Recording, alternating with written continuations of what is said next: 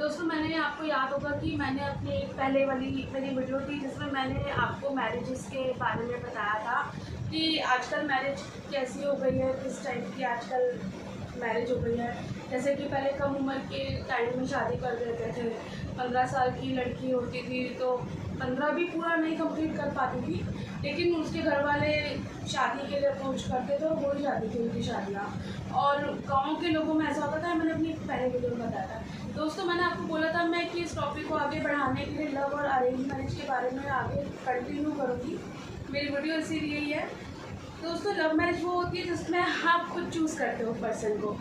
जैसे कि आपको कोई पर्सन पसंद आ गया एकदम से, चाहे वो आपके जॉब में हो, आपके साथ काम कर रहे हो, या फिर कहीं पर भी ऑनलाइन भी आजकल तो लोग मतलब कोई क्या है पसंद कर लेते हैं, दूसरे को पता नहीं चलता।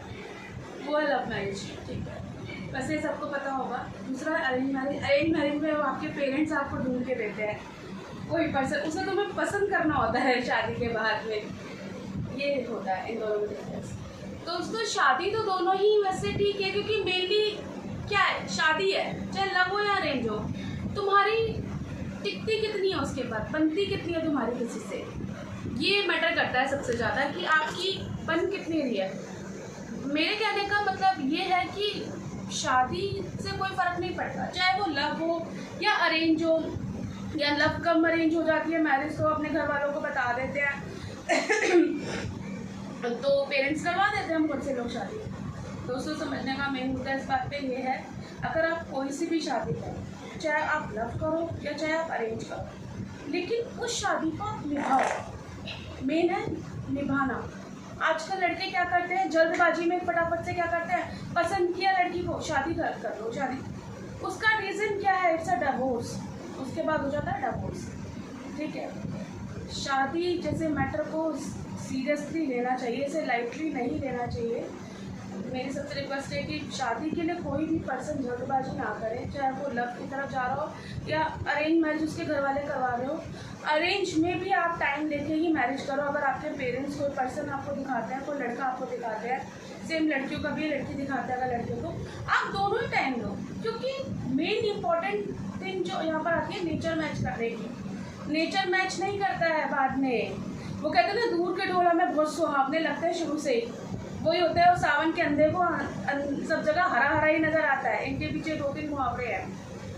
तो मेरा मानना ये है, शादी की कोई एज नहीं है और अब तो ऐसा कुछ है भी नहीं। लड़कियां भी सेल्फ डिपेंड है अपने ऊपर, कोई बड़ी बात नहीं है। अगर लोग तुम्हें ये भी कहें, अरे तुम 34 की हो गई तुम्हारी शादी, हाँ तो नहीं हुई, कोई बात नहीं, मैंने नहीं करी, इसमें तुम्हारा कोई फॉल्ट नहीं है कि कोई तुम्हें आके ये कह रहा है कि तुमने शादी, अरे मैंने खुद से नहीं करी। क्योंकि जब तक कोई सही लड़का नहीं मिलेगा तब तक तुम क्यों शादी करोगे यार, या कोई सही लड़की नहीं मिलेगी तो क्यों। अभी तो तुम शादी से पहले रोटी भी खा रहे हो, उसके बाद तो तुम जाके उसकी मारपीट खाओगे। लड़के होते हैं ऐसे, कुछ लड़कियां भी होती होंगी जो घर लूट के चली जाती है आजकल। अभी इसके बारे में कुछ जज नहीं कर सकते। बस मैं ये कहूँगी कि पहले नहीं जान सकते हैं हम इतना, मैं इस चीज़ को एग्री करती हूँ, लेकिन इतना तो हम एक्चुअली जान जाएं एक दूसरे के नेचर के बारे में, टाइम लेके 1 साल का, 2 साल का, 3 साल का, कि एटलीस्ट हमारी अंडरस्टैंडिंग आगे बनेगी या नहीं बनेगी। क्योंकि एक बार अगर शादी का धब्बा लग जाता है ना लाइफ में, तो वो लग जाता है कि तुम्हारी हो गई तो हो गई।